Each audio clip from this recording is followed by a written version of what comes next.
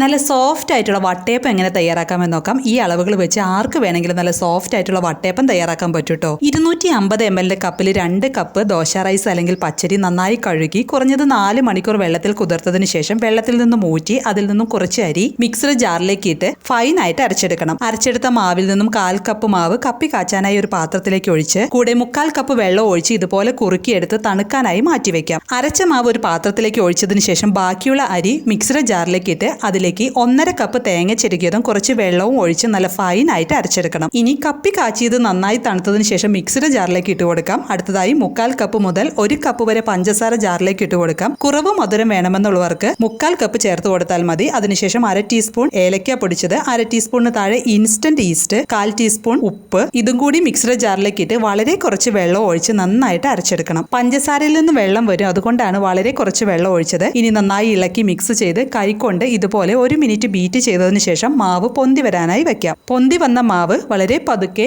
ഇളക്കി മിക്സ് ചെയ്തതിന് ശേഷം ഒരു പാത്രത്തിലേക്ക് നെയ്യ് ബ്രഷ് ചെയ്ത് ഇഡലി പാത്രത്തിലോ സ്റ്റീമറിലോ വെള്ളം ഒഴിച്ച് തിളച്ചു വരുമ്പോൾ അതിലേക്ക് പാത്രം വെച്ച് മാവ് കോരി ഒഴിക്കാം. അതിനുശേഷം മൂടി വെച്ച് അപ്പം വേവിക്കാം. 5 മിനിറ്റ് കൂടുമ്പോൾ ഇടയ്ക്ക് തുറന്ന് മൂടിയിലെ ആവിവെള്ളം തുടച്ചു കളഞ്ഞാൽ അപ്പത്തിന്റെ മുകളിൽ ആവിവെള്ളം വീഴില്ല കേട്ടോ. അപ്പം വെന്ത് വരാൻ 20 മിനിറ്റ് എടുത്തിട്ടുണ്ട്. നന്നായി തണുത്തതിന് ശേഷം പാത്രത്തിൽ നിന്നും മാറ്റാം.